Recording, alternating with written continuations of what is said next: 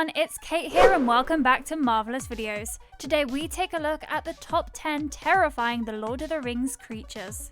English writer, poet, philologist and academic John Ronald Reuel Tolkein is responsible for crafting out one of the most epic and detailed universes in all of literature. The Hobbit and The Lord of the Rings is just the tip of the iceberg. For example, the two comfort-loving hobbits, Bilbo and Frodo Baggins, dragons and wizards are around the period known as the Third Age as Tolkien defines. From this, one can infer that by the time everyone was getting acquainted with Arda and its people, centuries worth of history had already taken place.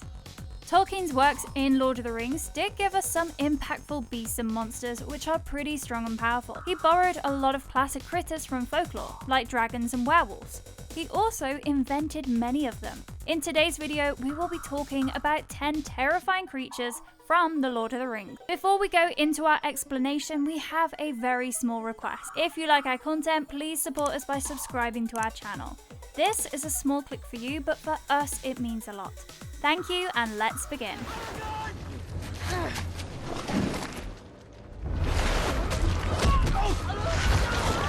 Number 1. Watcher in the Water. The Watcher in the Water was a terrible and unfathomable monster with numerous tentacles that lived in a sluggish pool or lake near Moria's West Gate, which J.R.R. Tolkien described as a black, quiet lake, constructed by damming the Saranam River. The water had steadily grown deeper and crept closer to the doors of Durin, leaving only a small path where the high road had previously enabled passage between Ostinedel and Khazad-dûm many years earlier in the Second Age. Some said that the dam was built over many decades by the monster itself. The Watcher was assumed to have come from underneath Moria, since Gandalf observed that ancient fouler monsters than orcs dwell in the world's deep region. When the dwarves sought to recolonize Moria, the Watcher devoured him when his scouting group visited the West Gate. The Watcher in the Water appears as a highly realistic computer-generated monster in Peter Jackson's The Fellowship of the Ring. The Watcher is disturbed in the film by Maria Doc Brandybuck and Peregrine Took, who toss pebbles in the lake to pass the time, while Gandalf tries to find out the password to enter Moria. In either version, the Watcher is already stirred by the time Frodo and Gandalf solve the riddle of the door. Despite Samwise Gamgee's attempts to defend him, it captures Frodo and carries him into the air. The remainder of the Fellowship, who are attempting to harm the Watcher's numerous serpentine tentacles, save him. When Frodo is hurt, the Watcher abandons him, and he's captured by Boromir. As the Fellowship of the Ring flees into the mines of Moria, Legolas shoots the Watcher in the eye. The Watcher breaks down the gateway just as they get inside, and the road out is blocked by falling boulders.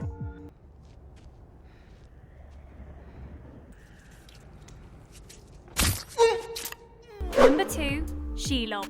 Shelob was a gigantic spider and the greatest progeny of the primordial spider Ungoliant. She dwelt in Mordor during the Third Age and was known to graze recklessly, preying on the population. Frodo Baggins and Samwise Gamgee met her on their journey to destroy the One Ring. Shelob's early life is unknown, with the exception of the supposition that she was born in the arid Gorgoroth and was Ungoliant's last child. By the Second Age, she was frequently feasting on her own progeny, and that at some time after departing Beleriand, but long before Sauron captured Mordor for himself, she spun a dark cave in the Evil Dwarf above Cirith Ungol in the passes of Minas Morgul. For hundreds of years she lived there, weaving a labyrinth of webs amid a network of caverns to better catch her victims. Shelob, being an Ungoliant spawn, would be categorized as a part spider, part demon, although in spider form. Shelob, like other spiders, has spindly legs, several eyes, and deadly chelicerae. She normally paralyzed her prey with her paralyzing sting,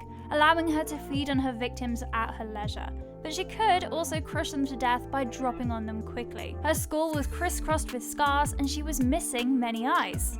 The orcs see that she was normally paralyzing her victims and trapped them in webs, keeping them alive for a short period of time before murdering them. Shelob originally appears in Peter Jackson's The Lord of the Rings: The Return of the King, rather than the Two Towers, since if she had arrived in the Two Towers, there would have been nothing for Frodo and Sam to confront in the final film. Shelob appears in this depiction as a CGI-generated beast, about 8 feet long and 17 feet broad.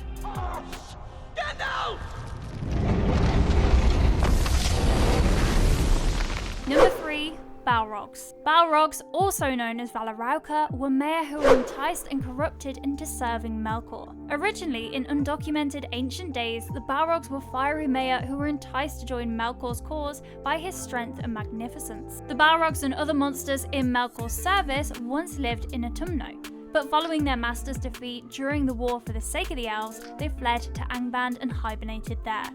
Balrogs first appeared during the Years of the Trees, when Melkor and Ungoliant invaded Valinor and destroyed the two trees. The Balrogs had stayed in Angband's pits by this time. Morgoth returned to the ruins of Angband to re-establish his control over Middle-earth, after destroying the trees with Ungoliant. After an argument with Ungoliant, she attacked him and Morgoth let forth a tremendous yell, rousing the Balrogs from their slumber. The Balrogs chased Ungoliant away in a hail of fire and prepared to follow her. They were, however, stopped by Morgoth and returned to Angband, which was soon rebuilt. Balrogs were very strong beings. Ungoliant, a gigantic creature powerful enough to swallow the fruits of Telperion, which provided light for billions of stars, was driven away by just 7 Balrogs. Durin's Bane, a single Balrog, drove the dwarves of Khazad-dûm from their ancient and magnificently fortified home, which was the greatest kingdom of dwarves that had ever existed. It also fought Gandalf and broke the side of the mountain with brute force. The Balrogs were so physically nimble that their passage was often described as a tempest of fire. Gothmog battled and defeated Fana, an elf powerful enough to control the light of the two trees. He also wreaked havoc on the city of Gondolin, which was teeming with powerful elves.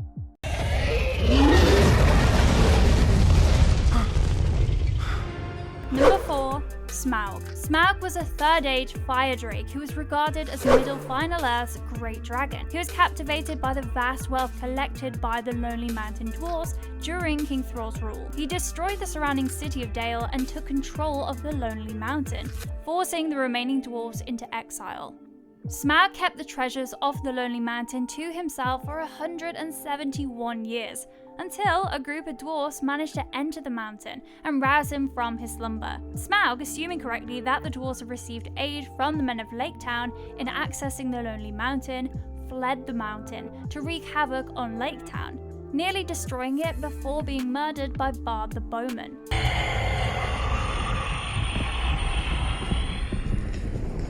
Though he was certainly smaller than Ankhar-Lagon, the largest known dragon to have existed, it is questionable if Smaug, the largest specimen in the Third Age, could compete in power with his forebears of average size in the First Age. Smaug, as a fully grown dragon, was both large and strong, with physical strength capable of smashing stone with ease, as seen by his attack on the Lonely Mountain. He could fly owing to his huge wings and breathe jets of burning hot flame and vapor from his lips and nose. Smaug's gigantic appearance, like that of many other dragons in Middle-earth, belied strong senses and a frighteningly clever mind. Tolkien speculates but does not confirm that Smaug was born in the Third Age and came from Withered Heath, like the other dragons of the time.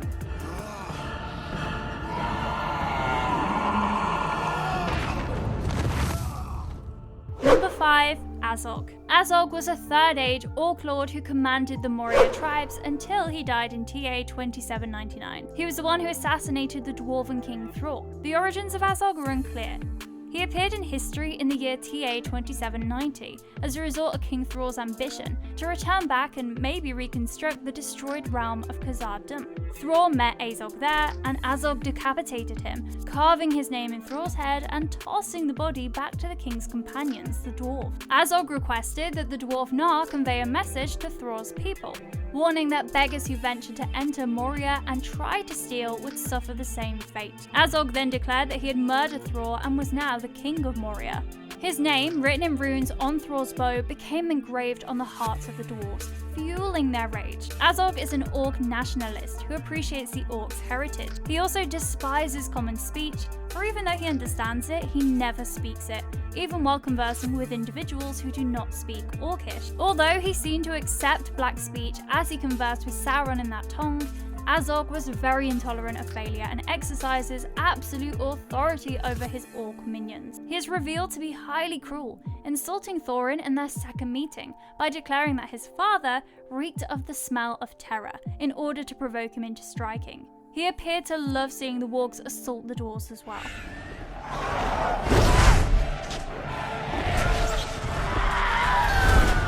Number 6. Foul beasts. In The Lord of the Rings, the name foul beast refers to the flying animals that the Nazgul rode after being unhorsed at the Ford of Brunnen. The foul beasts were depicted as enormous winged monsters without feathers, having pinions between their horned fingers and a smell emanating from their bodies. It's conceivable that foul beasts originated in an ancient world. These foul beasts were produced by the evil Lord Sauron and given to the Nine as mounts. The Nine Nazgul rode foul beasts when they sought and pursued Frodo. The flood, created by Elrond's mediation, destroyed these steeds at the Ford of Brunnen, and the Nine also perished in the river.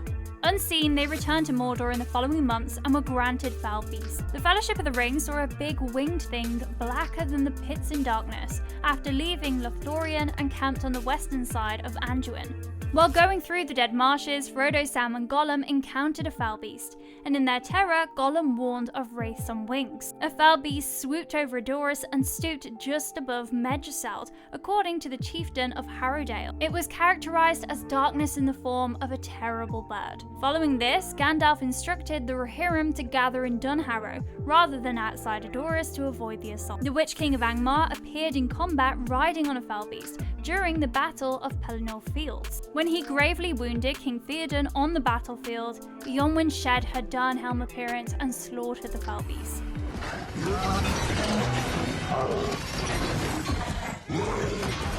Number 7. Ogres. The ogres were more like a mythological creature in the Hobbit tradition, rather than an entity, and were only referenced once in The Hobbit. Ogres were discussed in the context of Bilbo Baggins and Gollum's riddle game. Bilbo attempted to think of all the giants and ogres that he had heard of, after Gollum asked a riddle about what ruins kingdoms and beats great mountains down. However, none of them were damaging enough to fulfill the definition of the riddle, as the solution was time itself. Time. The answer is time. It's also likely that, like giants and the name fairy, they were simply abandoned when Tolkien's legendarium evolved and grew. Ogres made a brief appearance in The Hobbit: The Battle of the Five Armies. They are said to be modelled on half-trolls, who are said to be midway between the largest orcs and the smallest trolls. They were shock warriors and troll leaders in Azog's army. One was in charge of a swarm of catapult trolls. Several ogres emerged in Dale, with 2 of them being killed by Bard the Bowman. One of them in particular had an extremely short left arm, although his right arm, which held his club, was more appropriate to his body size. Azog commands a squad of ogres to destroy the dwarvish war chariots at the start of the conflict in the expanded version. The ogres complete their task by destroying the machinery and slaughtering dwarves with their maces. Azog subsequently dispatches another squad of ogres to destroy the chariot used by Dwalin, Balin, Fili and Kili on their journey to Ravenhill. The chariot's spiky wheels, however, decapitate all of the attacking ogres.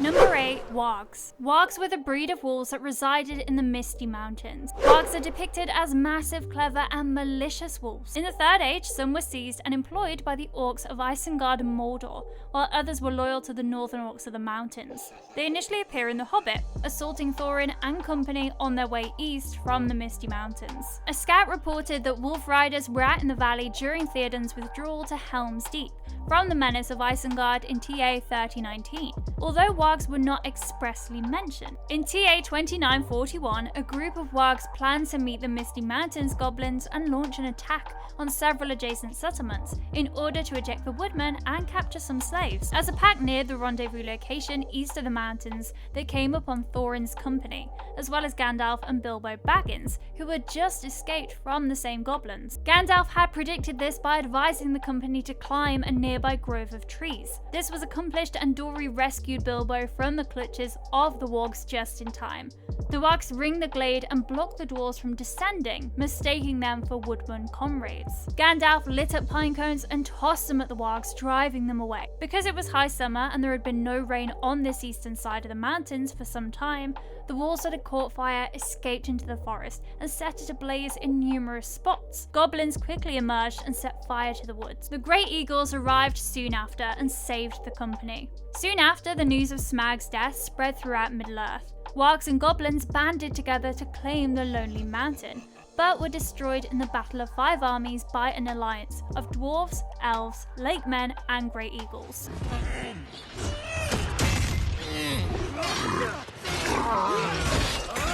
Number 9. Alakai. The Alakai were an evolved kind of troll who arose in Middle-earth during the latter days of the War of the Ring under Sauron's service. The Alakai are not named in The Lord of the Rings, and the phrase appears only in the appendices. Sauron produced them in the late Third Age, probably for the same purpose Saruman raised the Uruk-hai, to enhance and make them less vulnerable to sunlight. They mostly dwell in Mordor and southern Mirkwood. They are however mentioned in the Battle of Blackgate, as Pippin saves his companion Beregond from one. The Alakai are depicted as being taller than a man, clothed in spiky scales, wielding warhammers, massive swords or spiked maces, and bucklers, and possessing claws and on rare occasions tusks. It is stated that all Alakai were killed following the War of the Ring. Alakai was a black speech term that simply meant trollfolk. They seldom talked and only in Mordor's Black Tongue. Alakai lacked normal troll flaws.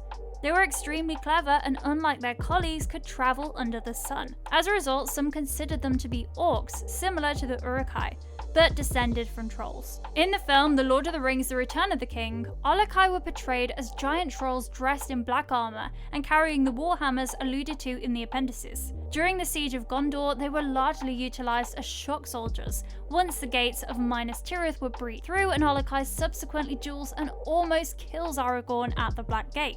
They vary from the other trolls in the movies in that they have forward-facing eyes and hair on their bodies. They're often grey, dark green, reddish brown, or black in hue. They have 24 fangs and stand between 10 and 15 feet tall, as opposed to the 8 to 10 feet of typical trolls. Their eyes are also a brilliant orange colour, indicating their wicked connection to Sauron. Attacking Alakai use breastplates, vambraces, pauldrons, and helmets, as well as maces, hammers, or massive swords. Despite their small stature, they were extremely swift and competent enough to parry and participate in swordplay, as demonstrated by one who dueled Aragorn outside the Black Gate.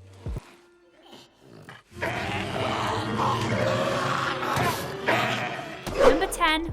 Gollum. Smeagol, the original name for Gollum, was a Storr, one of the 3 early Hobbit types. His gurgling, strangling cough inspired the moniker Gollum. The effects of owing the One Ring prolonged his life well beyond his nature. Smeagol died at the age of 589, an astonishing age for a creature that was once a hobbit, but he had been distorted and twisted in body and mind by the taint of the ring. His main objective was to reclaim the ring that had bound him, which he pursued for many years after Bilbo Baggins discovered it in Gollum's cave beneath the Misty Mountains.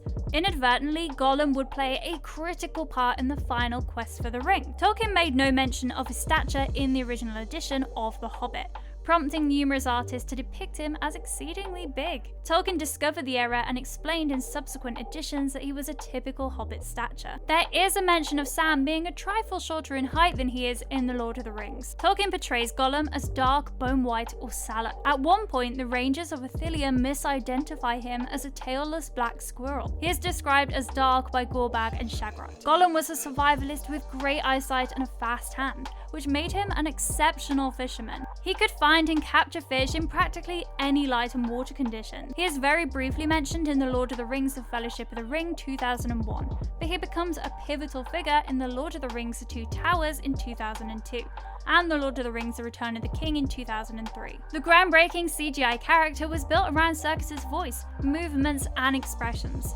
sometimes through the use of a motion capture suit that recorded his movements and applied them to the digital character, and sometimes through the more painstaking process of digitally painting out Serkis's image and substituting it with Gollum's, giving the illusion of a small, skeletal, thin, and gaunt creature with large beady eyes and small strands of brown hair. And that's it for this video. If you liked our content, don't forget to leave a like and subscribe to us if you haven't already.